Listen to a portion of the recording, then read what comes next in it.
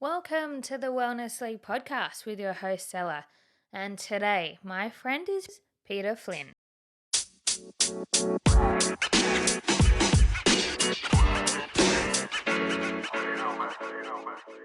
Peter is a business mentor and used to own quite a large physio practice in South Australia. So, shall we dive in? Firstly, who are you? Awesome. So my name's Pete Flynn, Flynn. and I'm a physiotherapist by trade, business consultant, and work in that kind of industry now, helping other people to grow their businesses, do keynote speaking at events, and just generally trying to enjoy life. Oh, fun. And then from there, what's your earliest memory of being fit? Earliest memory of being fit for me, I was thinking about this, was when I was about 10 or 11 years old, and I was playing tennis. And I just remember playing for hours on end. But Yeah. I didn't think it was being fit at the time. So on reflection, I think of it now like that. But at the time, I used to love watching Dragon Ball Z. And so I thought of fitness as, being really muscular and strong and whatnot. And so I didn't consider myself fit. But looking back, I'm very jealous of the Pete that could play 3 hours of tennis and be perfectly fine to do it again the next day, compared to now where I play a little bit of tennis and yes. How far did you get in your career? I played over in Europe. I have a year playing over in Europe in 2014. That was probably the highest level I got to, playing club tennis in Germany and France, and loved it. It was so much fun. And talking fitness, that was intense. We would be doing fitness training in the morning, tennis, and then fitness later in the day. So that was good fun.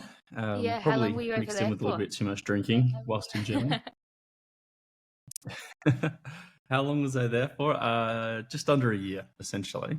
And it was an amazing time. Absolutely fantastic. And so was this once you finished school? Because when I finished uni, so I was 24 at the time, and I finished my studies at the end of 2013, and then started 2014 was when I went over and started playing a little bit of tennis. Yeah, how exciting. Did you play against anybody who's on the world tour now? Played against Tanasi Kokonakis would be one person that I have played against. Except I would have been 18 and he would have been about 10. He would have been about 10 and I would have been 18 at the time. So before he was wildly, wildly good. I still love watching him play. It's amazing to see him come so far. Brad Mousley would be another one.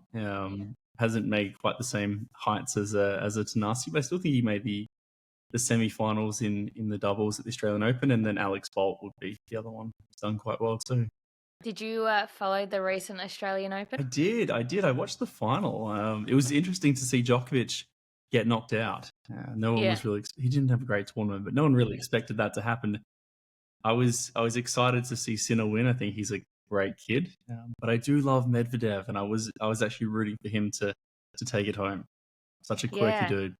Bit of an exciting game, how he came back out of nowhere, right? That's what I love about the scoring in tennis, is it always means that you can come back. Like, let's say in basketball, you could be 80, 50 down and the clock's running out. It becomes more and more impossible to come back. But in tennis, a new set starts again, right? It doesn't matter if you lost the first two, you start square in that third set kind of thing. So it's an interesting scoring system. Yeah, absolutely. But it's almost a more even scoring system, like you said, to give people more chances to win. Yeah, I was actually talking to a friend about this the other day. If you consider tennis has the reason it's an interesting sport to watch, if you understand it, is it's interesting because of how the points work. Like if someone's serving at 40 love up, you probably don't care because it's a boring point. If someone's 30, 40 down, it's break point. Suddenly it's a much more exciting point. So like you're constantly on this roller coaster of emotions, and that's why people who don't understand tennis scoring find tennis very boring. It's also why darts is exciting to watch and archery is very boring too. So anyway, side note. Would you give any tips to any kids coming into the tennis scenes these days? Tips coming into the tennis scene: be tall. I'd say if you can work on being taller. That was a weakness of mine. I'm 180 centimeters tall, which is a little bit short to be a really top tennis player. So just pick tall parents. What else? Technically, like arm span. arm span, being able to have a really big serve is important as well in tennis. But I think as with anything, it's you get out what you put in, and if you put in the effort, you'll be really, really good. So, Yeah, and it's one of those things that's like that. I was going to say I love talent only watching. gets you so far. The people at the top are there. Sorry. Yeah. I love watching the female one and the Anya, is it Sabalenka? And how she has such a built Yes. a body type, but yet she is so fast, and her wingspan is huge.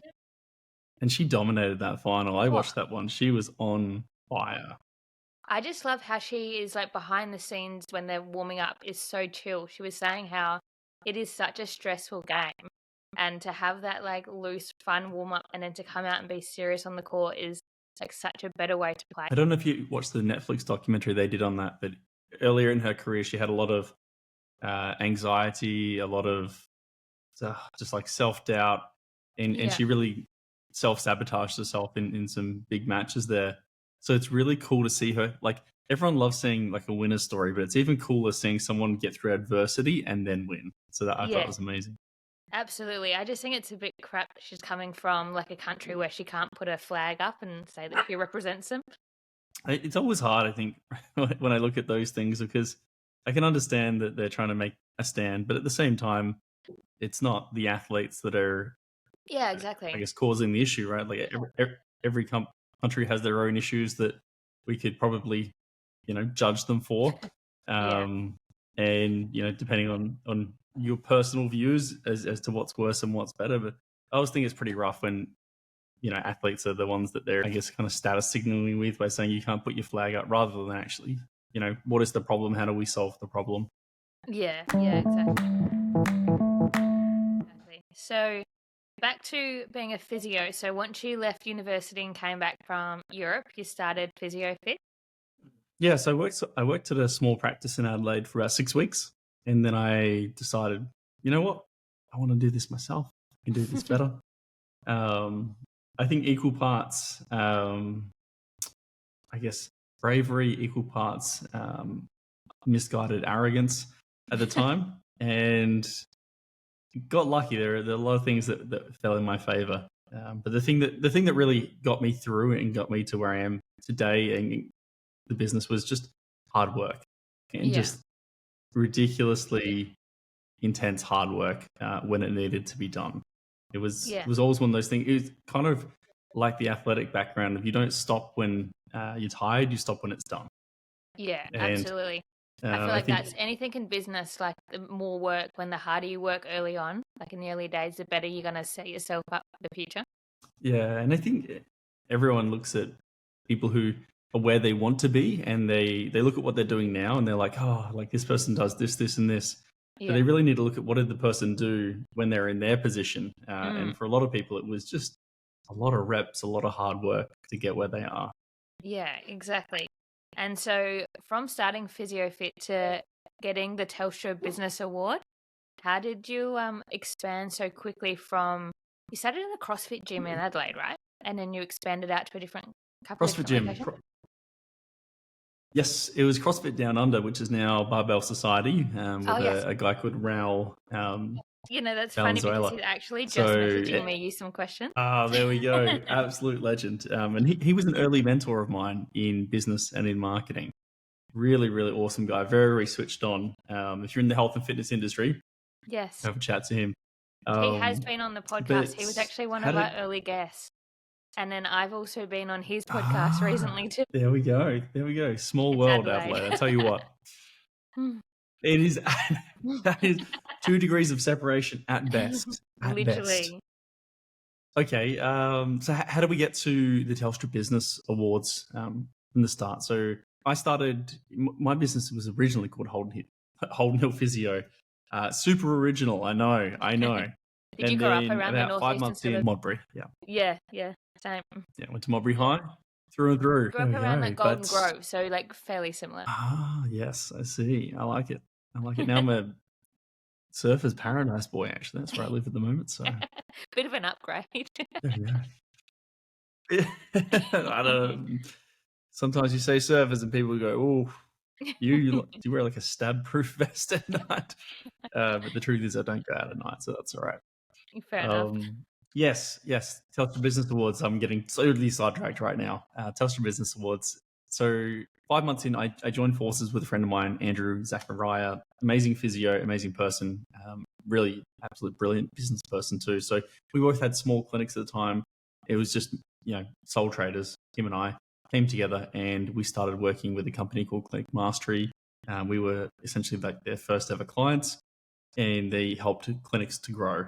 And we grew and expanded really fast. We moved into a big clinic in Modbury, which is still, I guess, the flagship clinic for Physio Fit.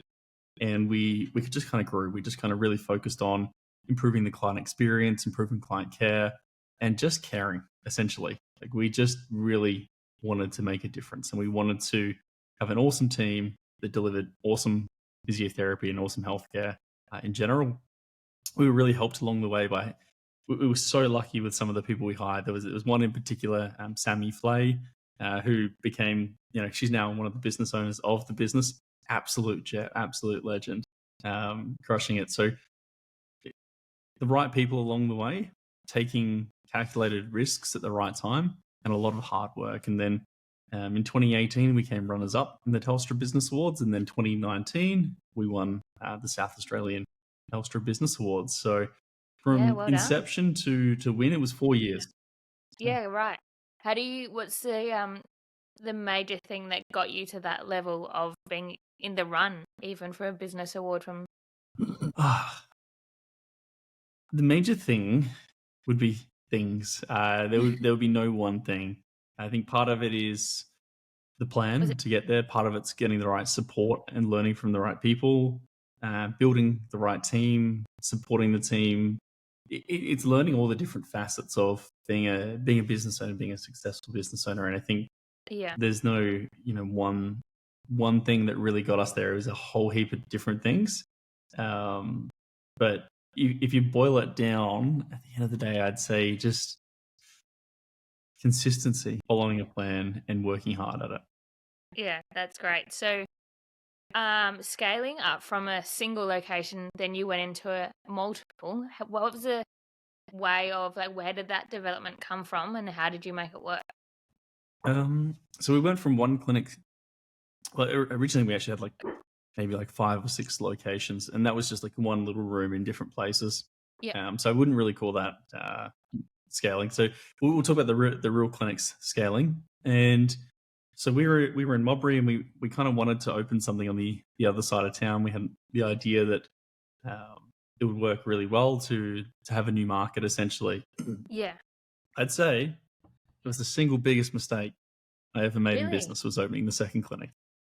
Yeah. I think what I didn't realize at the time was the amount of time, effort, energy that would be needed to grow the second clinic effectively and efficiently. Did it not help that it was so far away from the original? Yes and no. It's so far away that you no longer had your brand presence that you had on the other side of town. And in Adelaide, obviously, people don't like to cross the city because that's a dirty no-no of driving too far. Yeah. So you suddenly have this new market. So what I would say is, it was a really tough move. And when I look back and go, why did it not go according to plan initially, at least? A few things. We opened at the start of 2019, and at that time we had just begun, I guess, working with Clinic Mastery. So we started working as business consultants about half a year earlier. We were doing an online business in iMoveU. We had the clinics and was doing a lot of speaking at events. As you can probably see, it's a pretty full calendar there. Yeah. Now, when we opened the first clinic, it was just that was the only thing we had. And so when we opened the second one, we had all these other things we were doing at once. And I would say we just bit off more than we could chew. Yeah. And I think that was the reason that it took so many years to get that to the point where it needed to be. And I think it would have been a great idea to do if that was our one thing that we were working on. But in hindsight, it was a good lesson in not trying to do too much for the sake of doing too much. Yeah. And I almost feel like something like that in my mind, I'm like, why did I really want to open it? And I feel like I really wanted to open that so I could say that I had 2 clinics, Right, which is just not for a good reason the to status open more than a second. It's like maybe it's a status thing, because at what could we have grown the first one to a much larger clinic? yeah. Probably, yeah. At what point did you stop consulting yourself and just run the business? As in, like, what point in the So business did you stop actually being a physio and just the business owner? yeah, good question. So and this was very much driven by Andrew, actually, because he's great with long term vision, really great with long term vision. And back in 2018, I wasn't as good with long term vision, and so this was actually big thanks to him. He sped up this process, and it was May 2018 was the last time I worked as a clinician. And this is occasionally I would fill in and see a patient here and there, but May 2018 was Yeah. the last time I was on the diary seeing patients, essentially. Yeah, nice. What is like, did you specialize in any kind of injuries when you were consulting? Look, I specialized in getting injured myself.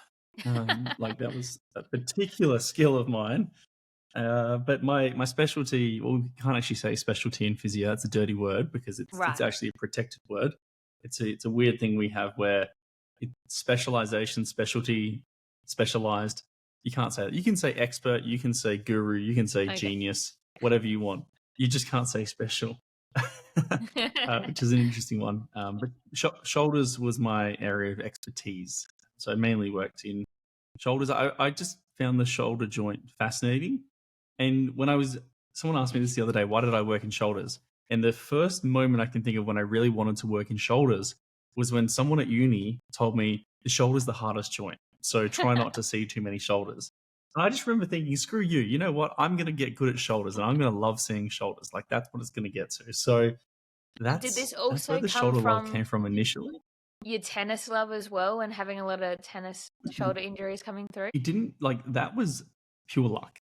Okay. It originally came from the screw you, I'm going to get good at shoulders because you said shoulders are hard. And Yeah. then when I went to play tennis over in Europe, one of the people over there that I played with or like was at the club was a renowned shoulder physiotherapist. So I was able to learn a lot from him, and it was super interesting and really really enjoyed it. Yeah. And then I brought a lot of that, I guess, back to what I wanted to do here. And at the end of the day, like I don't think they're the most complex or complicated joint, as long as you know how to work with it. I think it's the same with anything. Everything's easy once you know how to do it. So in terms of shoulders, was the most common injury like a frozen shoulder everybody talks about? No, that's probably the least common injury. Really? That's not a common injury. A frozen shoulder, a true frozen shoulder, is a very rare injury. I just train a lot of people over the age of 40, and that seems to be a very common one that comes in as they get worn out and overwork their shoulders. But I wonder, is it actually a true frozen? Like, have they had a scan that shows calcification of the shoulder capsule? Because some people get told they have a frozen shoulder, but they like because a true frozen shoulder is literally frozen. Like it's going to go through an 18-month like thawing phase, and like if we can get that shoulder moving, it's not frozen. There's something else that's stopping the movement. That's what I normally think. It's normally just what the doctor says because they haven't run proper scans. Yeah, that's an interesting one. Okay, yeah, I'd get a second opinion on those because if it is a true frozen shoulder, then that's right. I haven't had any for a while, so we're all good. Most common injury would be rotator cuff tear, like some kind of rotator cuff tear would be the most common injury, but it's not a bad injury. What's the normal way that something like that's done? The most common way rotator cuff injury is done is by living your life as normal, and you probably would never notice it. So if you were to scan your shoulders right now, I can almost guarantee you've got some rotator cuff tears in there, and they probably don't cause you any pain or any harm at all. And that's okay. Like, it's normal and natural to have tears in your rotator cuff. It doesn't mean that your shoulder is damaged, broken, or can't be used or shouldn't be used. Yeah. Unfortunately, what happens is people will get a sore shoulder. They'll get a scan on the shoulder. They'll find a rotator cuff tear, and then they'll blame the rotator cuff tear for the pain. But the rotator cuff tear was probably there for years without pain. So is it the rotator cuff tear that's causing the pain? Is it even an issue we should be trying to solve? I would argue no most of the time. So a lot of triathletes and runners listen to this podcast. What would you give them advice for people who are swimming a fair bit or like running a lot with a swinging arm motion to kind of minimize injury? It's just load management, really. I'd say the key for most people is load management, because the human body is incredibly good at adapting to things. Like if I told someone that they need to go squat 200 kilos tomorrow and they can currently squat 100 kilos, they're probably going to feel like they're going to die. Yeah. And it's really easy to think of that analogy of going from 100 kilos to 200 kilos and being like, I'm going to get crushed under this bar. But then the average person will go from not running for 6 months to running 10Ks because they used to run 10Ks. It's the same thing. And the problem is at the time, they may not feel too bad. But the next day, they're like, oh my Lord, what just happened to me, mate? I feel like I've been beaten. And it's because they've taken their volume and their load from here to here, just instantly. Yeah. There's not the number one reason people get injured is load management and going from zero to hero. That's why weekend warriors, as they're called, typically get injured, is because they just add so much. But when we think of, say, athletes and triathletes and people in that sort of sphere there, it really is load management. If we're putting adequate amounts of load through the body and we're progressively overloading, the body's going to adapt quite well as long as it's got the right rest and nutrition. And genetics always helps there too. And so I'd be looking at how can you manage your load most effectively? Are you working with a coach who really understands load management and is thinking about when are we going to deload? When are we going to overload? And how does this fit into training and peaking at different times throughout the season?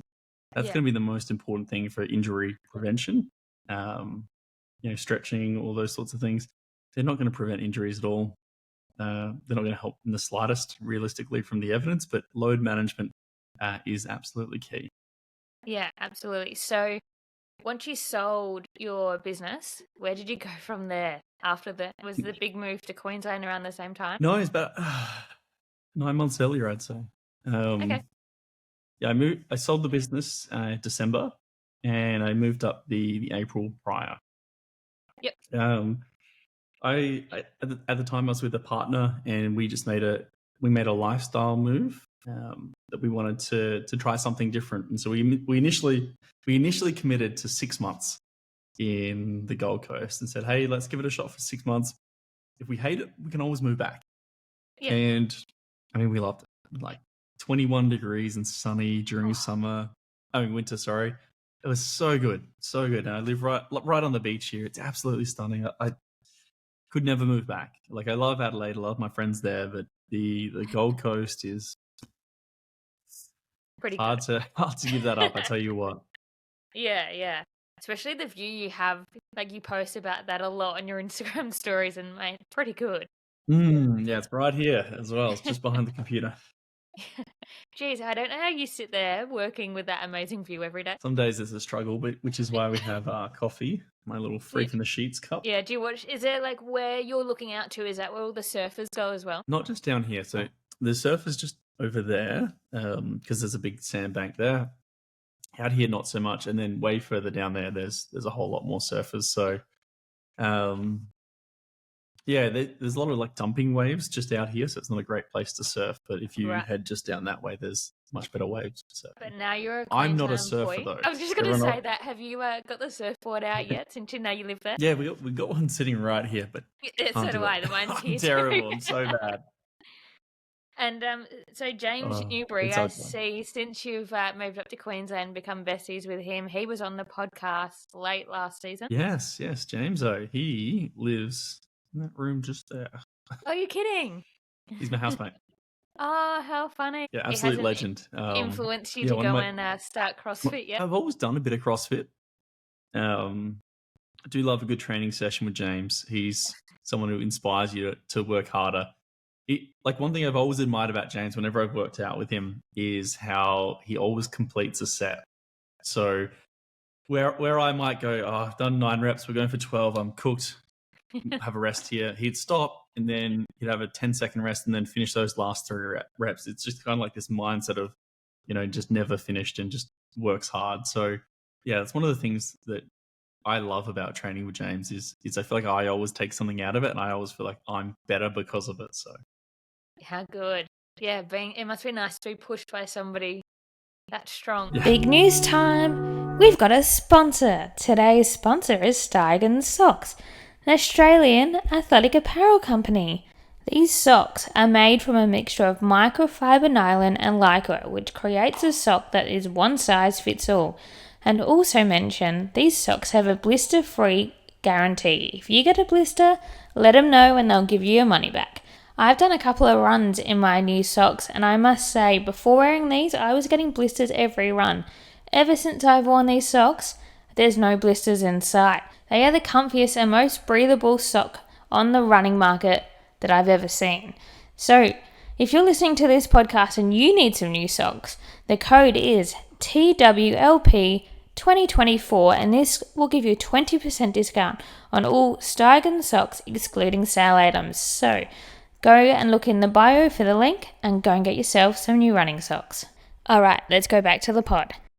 Wow. And so, what are you doing now? So, a bit of business mentoring. Do you want to talk about that a bit? Yeah. So the main thing I do is Clinic Mastery, which is our business consulting business. And we've also recently moved into software as well, looking at how we can continue to help clinics to grow their clinics, to understand their numbers better, to understand their team better, and just really how can we help clinics to thrive, over the next decade? Like what are going to be those things that really help them to take their clinic to the next level and decrease their stress at the same time, improve their not the satisfaction, but their fulfillment, like long-term health of the within business. what they're doing. Yeah. And so we're doing that with the business consulting, with the software. I still do speaking at events, just a whole lot less now. I much prefer being home than on the road these days. I think being on the road was cool and talking at events, but it's a lot of work. It's a lot of work. Traveling but I bet all the your time frequent each flyers week. were looking good when you were doing that. Gosh, I remember 2019, I took 53 trips. You're kidding. Which is silly. 53. Were you So known quite a by few. name at the so if you airlines? think, 3 days. Well, I always travel Virgin, so at the lounge they do know me there at most airports now, which is I was gonna say nice, but it's probably just sad. Look, there could be worse places that they know you by name. Yeah, that's true. There's probably some much worse places they can know me by name. We won't name any of those places, but there you go. Yes. What was I saying? What am I doing these days? So doing that, really focusing on health and fitness as well. Like that's a big thing. I've really, with this lovely ice bath out here, going for runs. I ruptured my Achilles, 2 years ago, and just getting back into like actually just going for runs 3 times a week now, things like that. So just really trying to. Is that a tennis injury too? No. So I stopped playing tennis in 2014 when I came back from Europe. No, that was an overly it was a casual comeback session. No, it was an overly competitive game of social badminton. Oh, with my friend Benji. And I'll have you know that I was 6-3 up, and we will finish that game one day. How does so coming it was back good. from an It was really Achilles, good. how do you rehab something like that? Because it's such an awkward spot to kind of aim at, I guess. Yeah, it's a good question. It's probably one of the worst injuries to rehab because if you think it's a tendon, the reason tendons take so long to heal and ligaments is because they don't have a great blood supply, and you can tell they don't have a great blood supply because they're white. Anything that's white doesn't have a lot of vascularity through it.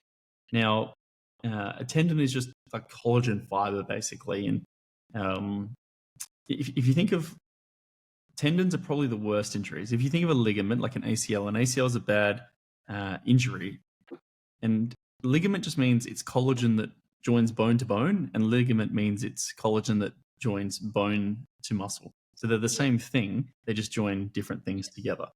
And now ligaments are better to injure, I would say, because they typically only at end of range are really doing something. So they're not constantly being pulled on all the time, so they can heal as you still do things. Whereas with the tendon, we have to let the tendon sit still to heal. But the problem is every step you take, you need to use that Achilles because it's your calf. It's probably the thing you use the most out of everything else. Of course, besides your heart or your brain or something like that, right? So it's such a hard thing to heal. It takes about 12 months in total to really sort of like get back, and they do call it a career ender because for most people they will never come back from an Achilles injury. You're never the same, and there's a reasonable chance of re-rupture or rupture on the opposite side at that high level once you have done it before. So it's a pretty significant injury. It's not a super fun injury. I wouldn't recommend it for anyone thinking, should I do my Achilles? I'd say, I don't know, do a bicep or something else. They don't? Oh, okay. Weird. Only you. Only me. But so talking about those kind of injuries, what do you think about all the chat at the moment? We talk a lot about women's sport on this podcast because it's being spoken about in the world of sport. But what do you think about the whole ACL and the research going into women with mainly like soccer because their body shapes are so different and it's becoming much more prominent that a lot of big names are doing the ACL injuries at the moment? It's a theory. It's a theory that it's because of the body shape. So I wouldn't say it's a defined science. Like we create theories and then we back them up with logic. And right. the problem with creating a theory and backing it up with logic is, it's post hoc logic. I can look at a spreadsheet and I can find a way to make dots fit each other.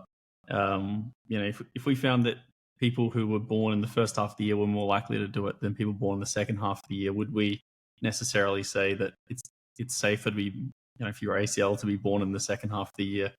So when I look at the data, like, do you think it is because the women have only just gone pro in, say, the last 5-10 years and didn't have that strength and prehab before, whereas the men have had this since they probably started, like either they played soccer up until they were obviously a teenager, but then that strength and conditioning came in around 13 or 14, where women's, it's really only coming in once they actually go pro about 20. Yeah, so there's a few, that's exactly where I was going to go with. So there's so many other factors. So is it influenced by, the Q angle due to the slightly wider pelvis? Yep. Possibly. That possibly has something to do with it. But essentially then we would expect the female players with the widest hips to have the most ACL injuries, and it doesn't work out like that. So that is a factor possibly, but is it a defining factor? I think the data says no.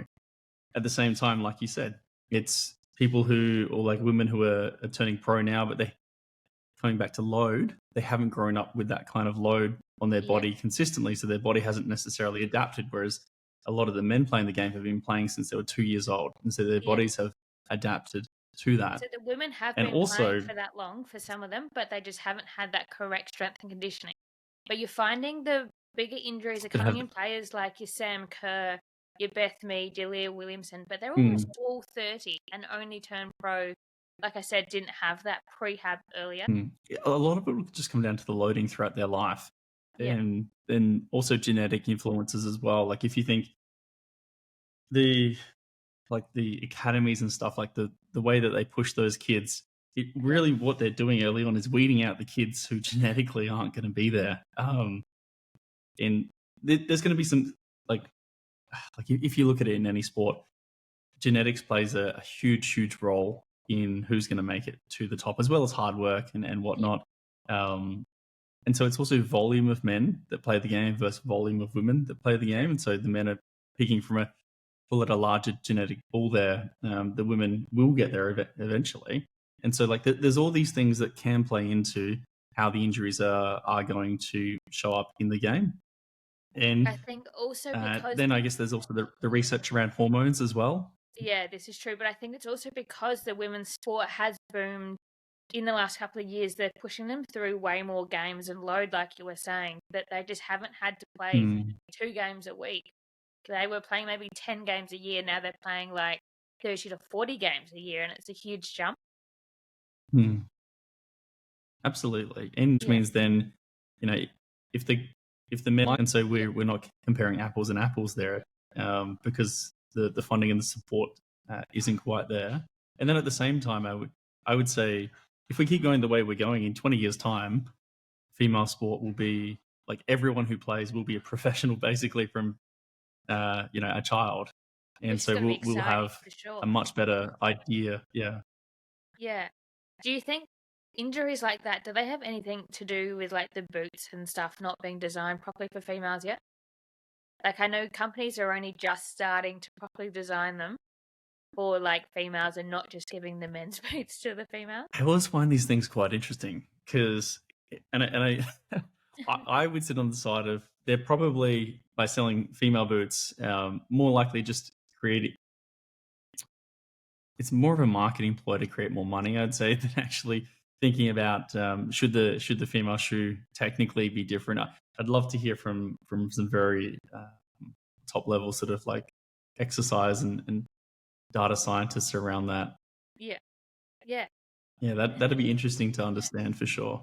Whether or not there should actually be a difference in, say, that, or it's just a brilliant marketing ploy, because that is genius. Well, I just think obviously females' feet are a lot smaller to the men, so doesn't that mean that the design of like the shape of the boot obviously will have to be different? What about men with small feet? Yeah, this is true. True.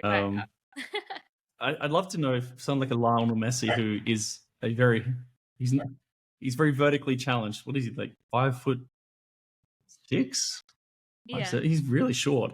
What his shoe size would be? Yeah, true. So moving on, name a sliding door moment in your life where you've kind of moved left or right and it's changed your future. Sliding door moment in my life. I think mine would be when I was 18. Yeah. I went to join the army, actually. I dropped out of university. I was doing civil engineering. I went to join the army. And the reason I didn't get into the army was because I found out I was colorblind.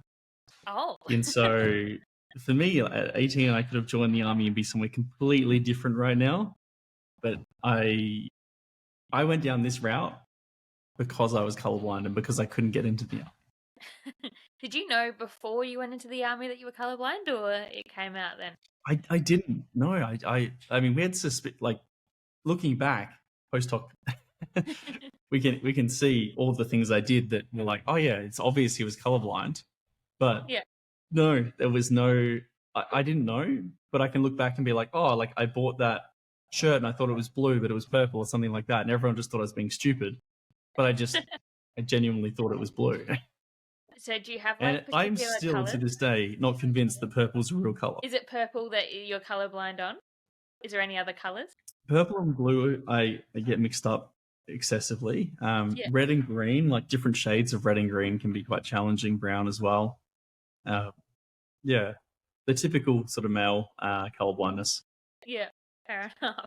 Makes the world more exciting, though, right? Exactly. So it's not too bad. Normally, when I tell people, they're like, "What color is this? And what color is this? And what color is this?" That's great. You could just make up crap now and make it more exciting. There we go. So, for somebody wanting to get to where you are now in the terms of business and entrepreneurship, what tips would you get them to be able to succeed, or things that you wish that you wouldn't have done to get further now? The things that they should do to grow in business and entrepreneurship. Yeah. I think the first one is maybe starting with, what do they enjoy doing? Like, what are things that they genuinely? I'd almost like draw 3 circles and go, like, what do you enjoy doing? Like, what is a problem that you can solve for other people? And what a problem, like, which of these things will people pay money to solve or to have solved? Because you've got to really love it. You got to enjoy it, because it's going to be hard work. I guarantee it. You're not going to jump in and be like, you know what, this is really easy from the start and really rewarding and I'm making lots of money. It's not going to happen like that. So you got to love it. You got to figure out, what are problems people want solved, because heaps of people create a solution to a problem that no one cares about, or they create a solution to something that no one wants solved, or they're not willing to pay to have solved. Yep. So they're like, like it's a problem, but I'm just going to leave it, or I'll just do it myself, kind of thing.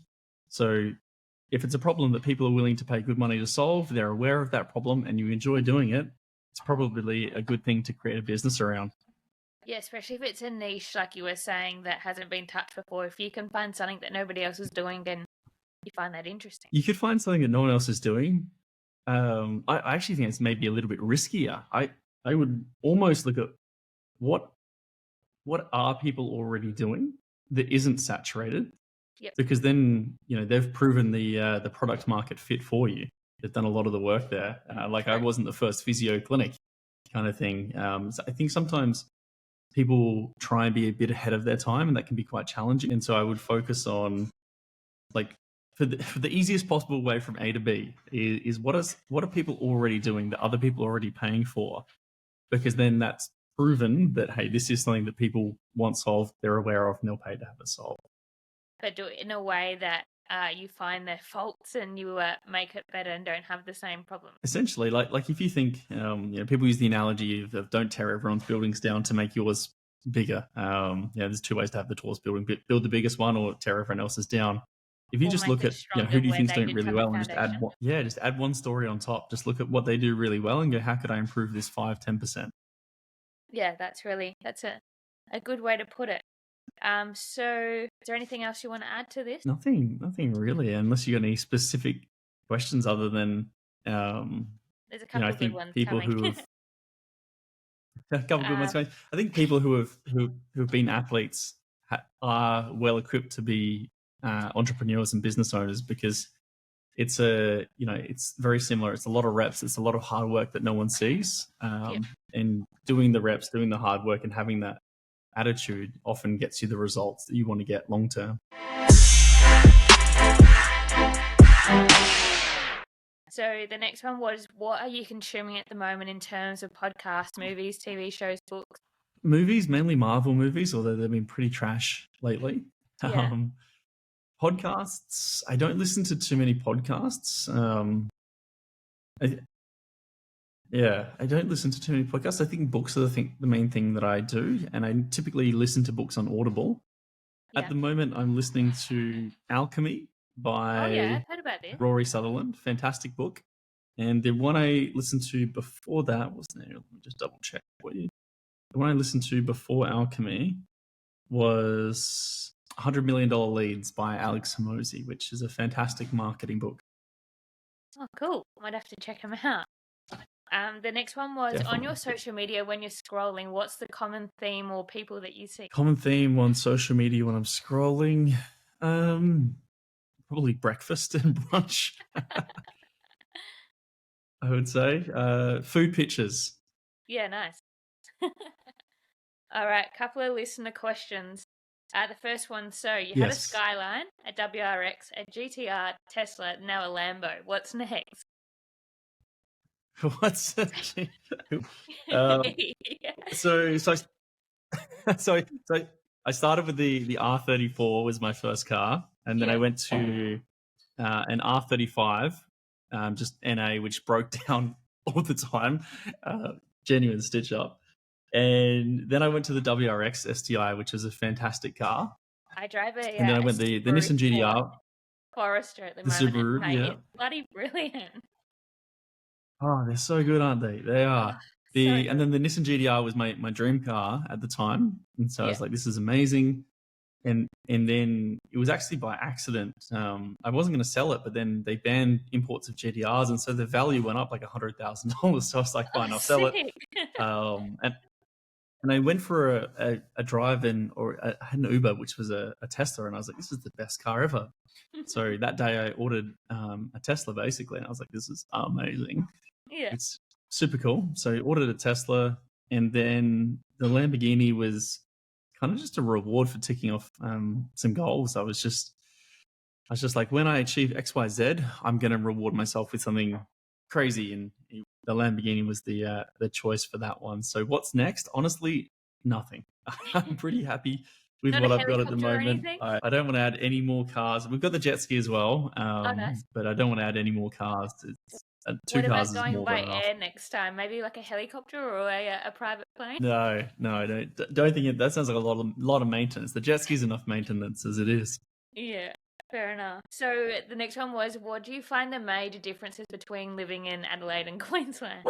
Major differences. The weather and a lifestyle is a big one. I think I lived on the beach in Adelaide, and for 7-8 months of the year, it was just the weather was too terrible. You couldn't really go on the beach. And I love Adelaide. It's got some of the most beautiful beaches, but it's so seasonal. And I really thought Adelaide also had a very big sort of tall poppy syndrome type culture there, where people kind of pulled each other down a bit. And maybe because we've got 2 degrees of separation there, and so it didn't feel like everyone there was really pushing to build each other up and to continue to grow, and the weather and the lifestyle as well. So I remember I was traveling up to the Gold Coast a lot to catch friends, and there is a real business entrepreneurial vibe here. A lot of people really pushing each other up, a lot of really successful people, and I've made some incredible friends who are way ahead of me in the journey, and it's awesome to be spending time connecting with those people, hanging around those people, because it pushes you to do more. And when it's sunny and warm year round, it impacts your, like, where you are mentally. Like, you're outside every day, you're active every day, you're up early. I couldn't move back. I really do love it. But Adelaide's always home, right? Always home. Always the home I'll go back to see my family. But Gold Coast is home for me now. Oh, nice. And so in terms of business, what's next? Where do you see yourself in, say, like the next 5-10 years? Hopefully continuing to do what I do now, and just better and at a larger scale. I don't realistically want to add anything in to what we're doing. I think, one of the things I learned from opening that other clinic is don't add more things for the sake of adding more things. Just do what you're doing better and better, and find ways to enjoy it and enjoy life as well. And so I've been traveling a lot more, and I just got back from the French Alps, and that was a fantastic how trip. was your trip? Doing some business and life planning. Oh, stunning. Absolutely stunning. Loved it. Absolutely incredible. Went skiing. There were 2 I really loved. Les Orques and Chamonix were the 2 ski resorts I went to, and they were just incredible. Absolutely brilliant. This was in the French Alps, weren't you? That was in the French Alps. I've already booked to go again Christmas next year. So that's how much I loved it. I was like, I've got to come back and do some more business and life planning at the end of the year. Yeah. I've been skiing in Austria, and there's like nothing like the snow in Europe. It's great, and the culture around skiing and afters is great. So good. I love it. I couldn't agree more. Straight off the ski slope into like the Austrian pub, like nothing better. Brilliant. So like they had like these really good shots. I can't remember what they were called, but it was like a warm, like butterscotch shot or something, like a snap. There was nothing better than finishing a big ski day. It was, but there was nothing better than skiing or snowboarding all day than going straight and having a warm, like hot alcoholic shot with a good pretzel. Yes, yeah.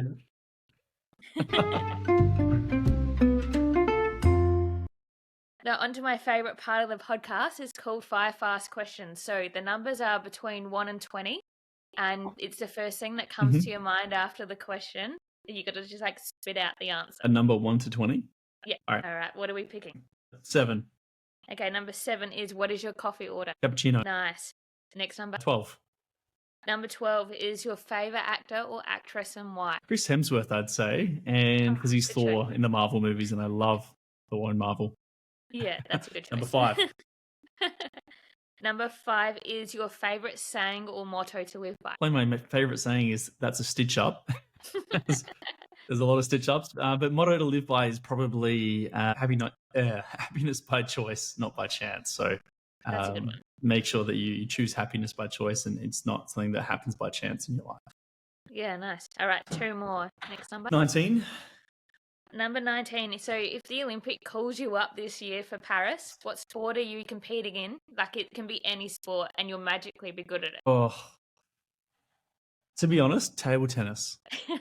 I do enjoy a little bit of table tennis these days, and watching the pros, wild. It'd be good fun. Table tennis it is. And last number. And number 3. Number 3 is, if you could go back to a month in your life, when and where and why? A month? Yeah. If I could go back to a month of my life, I'd probably just go back to Europe earlier this year. Yeah. in the French Alps. That was a great time. Maybe some recency bias in that, but absolutely stunning. Yeah. Did you go to any other countries while you were there? Yes, I flew into London, then went to Amsterdam, Then went to Geneva because that's where you go to the French Alps from, and then back to London, and then flew home. And I did spend Singapore, New Year's in Singapore. Oh, that would have been so fun. That was pretty cool, yeah. Did you see the fireworks off the top of Marina Bay Sands? Marina Bay, yes, yeah. So good. Well, thank you so much for your time today. That was a great chat. No worries. Thank you for having me. Cool. Thanks heaps. How good was that episode? Peter is full of knowledge when it comes to running a business and anything that behind the scenes of making it grow successfully. He's quite an accomplished entrepreneur. To even talking about the injuries that a lot of people sustain but don't really know enough about. So if you enjoyed that ep, please share it with a friend, chuck it on one of your social media stories, but don't forget to like and subscribe if you're listening on Spotify, YouTube, or Apple Podcasts. And if you're in need of any running socks, go and check out Strigan Sport. The discount code on that one is TWLP2024, and it's valid to Friday, the 1st of March. Have a wonderful rest of your day, have the best week, and see you next Wednesday. Bye!